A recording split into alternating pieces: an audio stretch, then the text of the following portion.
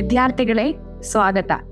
ನಾವೀಗ gas metal arc welding process ಮೂಲಕ horizontal ಪೊಸಿಷನ್ನಲ್ಲಿ 3mm ದಪ್ಪವಿರುವ ಮೈಲ್ಡ್ ಸ್ಟೀಲ್ ಶೀಟ್ ಮೇಲೆ ಕಾರ್ನರ್ ಜಾಯಿಂಟ್ಸ್ ಅನ್ನು ಹೇಗೆ ನಿರ್ಮಿಸಬಹುದೆಂದು ಕಲಿಯುತ್ತೇವೆ. ಉದ್ದೇಶ: ಈ ಅಭ್ಯಾಸದ ಕೊನೆಯಲ್ಲಿ ನೀವೇನು ಕಲಿತಿರುತ್ತೀರೆಂದರೆ ಡ್ರಾಯಿಂಗ್ನಲ್ಲಿರುವಂತೆ ಶೀಟ್ಸ್ ತಯಾರಿಸುವುದು, ಹಾರಿಜಾಂಟಲ್ ಪೊಸಿಷನ್ನಲ್ಲಿ ಕಾರ್ನರ್ ಜಾಯಿಂಟ್ಸ್ ಅನ್ನು ಹೊಂದಿಸುವುದು, ಶೀಟ್ಸ್ ಅನ್ನು ಹೊಂದಿಸುವುದು ಮತ್ತು ಟ್ಯಾಕ್ ವೆಲ್ಡ್ ಮಾಡುವುದು, ರೂಟ್ ರನ್ ಅನ್ನು ಡೆಪಾಸಿಟ್ ಮಾಡುವುದು, ವೆಲ್ಡ್ನಲ್ಲಿ ಸರ್ಫೇಸ್ ಡಿಫೆಕ್ಟ್ಸ್ ಇದೆಯೇ ಎಂದು ಪರಿಶೀಲಿಸುವುದು. ನಾವೀಗ GMAWಗೆ ಬೇಕಾದ ಟೂಲ್ಸ್ ಮತ್ತು ಇಕ್ವಿಪ್ಮೆಂಟ್ಸ್ಗಳನ್ನು ನೋಡೋಣ. Steel rule, ball peen hammer, half round file, try square, tongs, chipping hammer, steel wire brush, personal safety equipment, key ಮತ್ತು spanner, helmet type screen, angle grinder, flow meter ಇರುವ gas regulator, CO2 gas heater, shielding gas hoses, welding power source, ಸ್ಥಿರ ವೇಗ ಮತ್ತು voltage ಇರುವ wire feeders ಪೂರೈಕೆ, electrode ವೈರ್ನ ಪೂರೈಕೆ, welding gun, shielding gas cylinder. ನಾವೀಗ gas metal arc welding process ಮೂಲಕ ಹಾರಿಜಾಂಟಲ್ ಪೊಸಿಷನ್ನಲ್ಲಿ 3mm ದಪ್ಪವಿರುವ ಮೈಲ್ಡ್ ಸ್ಟೀಲ್ ಮೇಲೆ ಕಾರ್ನರ್ ಜಾಯಿಂಟ್ಸ್ನ ಪ್ರೀ ವೆಲ್ಡಿಂಗ್ ಪ್ರಿಪರೇಷನ್ ಅನ್ನು ನೋಡೋಣ. ನಾವೀಗ ಕಾರ್ನರ್ ಜಾಯಿಂಟ್ ಸ್ಟೆಪ್ಸ್ಗೆ ಬೇಕಾದ ಪ್ರೀ ವೆಲ್ಡಿಂಗ್ ತಯಾರಿಕೆಯನ್ನು ನೋಡೋಣ. ಡ್ರಾಯಿಂಗ್ನಲ್ಲಿರುವಂತೆ MS ಶೀಟ್ಸ್ ಅನ್ನು ಕತ್ತರಿಸಿ. ಚೌಕಾಕಾರದಲ್ಲಿ ಶೀಟ್ನ ಅಂಚುಗಳನ್ನು ಫೈಲ್ ಮಾಡಿ.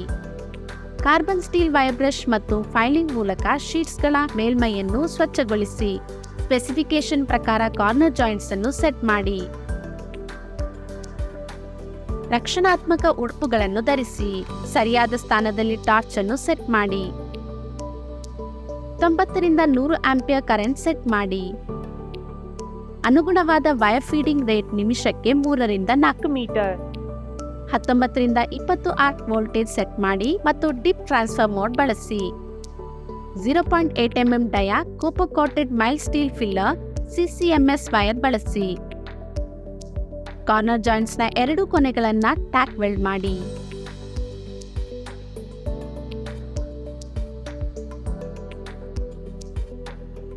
ನಾವೀಗ GMAW ಪ್ರಾಸೆಸ್ ಮೂಲಕ ಹಾರಿಜಾಂಟಲ್ ಪೊಸಿಷನ್ನಲ್ಲಿ 3mm ದಪ್ಪವಿರುವ ಮೈಲ್ಡ್ ಸ್ಟೀಲ್ ಮೇಲೆ ಕಾರ್ನರ್ ಜಾಯಿಂಟ್ಸ್ನ ವೆಲ್ಡಿಂಗ್ ಪ್ರಾಸೆಸ್ ಅನ್ನು ನೋಡೋಣ. ಟ್ಯಾಕ್ ವೆಲ್ಡೆಡ್ ಜಾಬ್ ಅನ್ನು ಹಾರಿಜಾಂಟಲ್ ಪೊಸಿಷನ್ನಲ್ಲಿ ವೆಲ್ಡಿಂಗ್ ಟೇಬಲ್ ಮೇಲಿಡಿ. ಗನ್ ಅನ್ನು ಜಾಯಿಂಟ್ಗೆ ಲಂಬವಾಗಿ 5 ರಿಂದ 15 ಡಿಗ್ರಿ ಕೋನದಲ್ಲಿ ಪ್ರಯಾಣದ ದಿಕ್ಕಿಗೆ ಇರಿಸಲಾಗುತ್ತದೆ. ಡಿಪ್ ಟ್ರಾನ್ಸ್ಫರ್ ಮೋಡ್ ಬಳಸಿ ರೂಟ್ ರನ್ ಅನ್ನು ಡೆಪಾಸಿಟ್ ಮಾಡಿ. ಸ್ಟ್ರಿಂಗರ್ ಬೀಡ್ ವೆಲ್ಡಿಂಗ್ ಟೆಕ್ನಿಕ್ ಬಳಸಿ. ಅಗತ್ಯವಿದ್ದರೆ ಸೆಕೆಂಡ್ ರನ್ ಡೆಪಾಸಿಟ್ ಮಾಡಿ. ಕಾರ್ನರ್ ಜಾಯಿಂಟ್ಸ್ನ ಮೇಲಿನ ಶೀಟ್ನ ಅಂಚಿನಲ್ಲಿರುವ ಟಾರ್ಚ್ನ ಚಲನೆಯನ್ನು ನಿಯಂತ್ರಿಸಬೇಕು. ಇದರಿಂದ ಅಂಚು ಕರಗುವುದಿಲ್ಲ. ವೆಲ್ಡ್ನ ಕೆಳಗಿನ ಟೋಗೆ ತಲುಪಿದಾಗ ಅಲ್ಪಾವಧಿಗೆ ಟಾರ್ಚ್ ಅನ್ನು ಪಾಸ್ ಮಾಡಬೇಕು. ಇದರಿಂದಾಗಿ ಟೋನಲ್ಲಿ ಅಂಡರ್ಕಟ್ ಆದರೆ ಫಿಲ್ಲರ್ ಮೆಟಲ್ನಿಂದ ಸರಿಯಾಗಿ ತುಂಬಿಸಲಾಗುತ್ತದೆ. ಅಗತ್ಯವಿರುವ ಬೀಡ್ ರಿಇನ್ಫೋರ್ಸ್ಮೆಂಟ್, ಎತ್ತರ ಮತ್ತು ಅಪಿಯರೆನ್ಸ್ ಪಡೆಯಲು ಟಾರ್ಚ್ಗೆ ಏಕರೂಪದ ಪ್ರಯಾಣದ ವೇಗವನ್ನು ಕಾಪಾಡಿಕೊಳ್ಳಿ. ಟಾರ್ಚ್ ನಾಸಲ್ ವೆಲ್ಡ್ ಸ್ಪ್ಯಾಟರ್ಸ್ಗಳಿಂದ ಮುಚ್ಚಿ ಹೋದರೆ ಆಂಟಿ ಸ್ಪ್ಯಾಟರ್ ಸ್ಪ್ರೇ ಅನ್ನು ಬಳಸಿ. ಇದನ್ನು ಮಾಡದಿದ್ದಲ್ಲಿ ವೈರ್ ಫೀಡ್ ಅನಿಯಮಿತವಾಗಬಹುದು. ಇದು ಅನ್ಎಸ್ಟಾಬ್ಲಿಷ್ಡ್ ಆರ್ಕ್ ಅನ್ನು ಉಂಟು ಮಾಡಬಹುದು. ಕಾರ್ಬನ್ ಡೈಆಕ್ಸೈಡ್ನೊಂದಿಗೆ CO2 ಗ್ಯಾಸ್ ಫ್ಲೋ ಏಕರೂಪವಾಗಿರುವುದಿಲ್ಲ. ಇದು ವೆಲ್ಡ್ ಮತ್ತು ಪೋರೋಸಿಟಿಯ ವಾತಾವರಣದ ಮಾಲಿನ್ಯವನ್ನು ಉಂಟುಮಾಡುತ್ತದೆ. ಸ್ಟೀಲ್ ವೈರ್ ಬ್ರಷ್ನಿಂದ ಬೀಡನ್ನು ಶುಚಿಗೊಳಿಸಿ. ವೆಲ್ಡೆಡ್ ಜಾಯಿಂಟ್ನಲ್ಲಿ ಏನಾದರೂ ಸರ್ಫೇಸ್ ಡಿಫೆಕ್ಟ್ಸ್ ಇದೆಯೇ ಎಂದು ಪರಿಶೀಲಿಸಿ. ನಾವೀಗ GMAW ಪ್ರಾಸೆಸ್ ಮೂಲಕ ಹಾರಿಜಾಂಟಲ್ ಪೊಸಿಷನ್ನಲ್ಲಿ ಕಾರ್ನರ್ ಜಾಯಿಂಟ್ಸ್ನ ಎಚ್ಚರಿಕೆ ಕ್ರಮ ಮತ್ತು ತಪಾಸಣೆಯನ್ನು ಚರ್ಚಿಸೋಣ.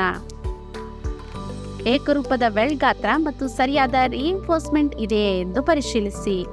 ವೆಲ್ಡೆಡ್ ಏರಿಯಾ ಶುಚಿಗೊಳಿಸಿ. ವೆಲ್ಡಿಂಗ್ ಡಿಫೆಕ್ಟ್ಸ್ ಇದೆಯೇ ಎಂದು ಪರಿಶೀಲಿಸಿ. ಈಗ ಡಿಫೆಕ್ಟ್ಸ್ಗಳನ್ನು ನೋಡೋಣ. ಸ್ಪ್ಯಾಟರ್ಸ್,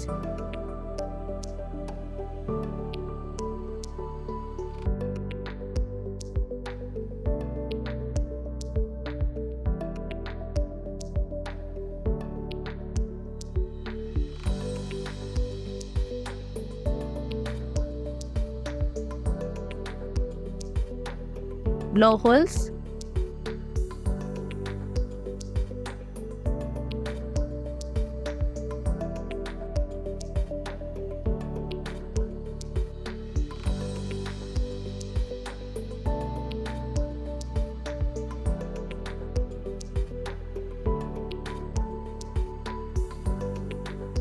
uneven bead formation,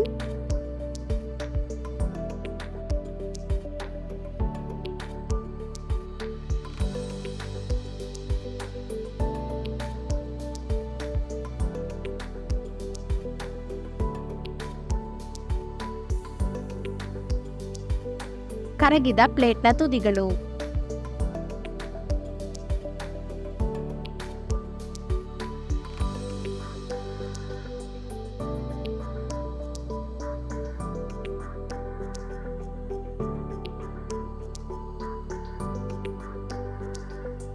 ರೀಕ್ಯಾಪ್: ಈ ಪಾಠದಲ್ಲಿ ನಾವೇನು ಕಲಿತೇವೆಂದರೆ ಡ್ರಾಯಿಂಗ್ನಲ್ಲಿರುವಂತೆ ಶೀಟ್ಸ್ ತಯಾರಿಸುವುದು, ಶೀಟ್ಸ್ ಅನ್ನು ಹೊಂದಿಸುವುದು ಮತ್ತು ಟ್ಯಾಪ್ ವೆಲ್ಡ್ ಮಾಡುವುದು, ಹಾರಿಜಾಂಟಲ್ ಪೊಸಿಷನ್ನಲ್ಲಿ ಕಾರ್ನರ್ ಜಾಯಿಂಟ್ ಅನ್ನು ಹೊಂದಿಸುವುದು, ವೆಲ್ಡ್ ಅನ್ನು ಕ್ಲೀನ್ ಮಾಡಿ ಸರ್ಫೆಕ್ಸ್ ಡಿಫೆಕ್ಟ್ಸ್ ಇದೆಯೇ ಎಂದು ಪರಿಶೀಲಿಸುವುದು. Thank you students. ನಾವು ಮುಂದಿನ ತರಗತಿಯಲ್ಲಿ ಭೇಟಿಯಾಗೋಣ. ಬಾಯ್.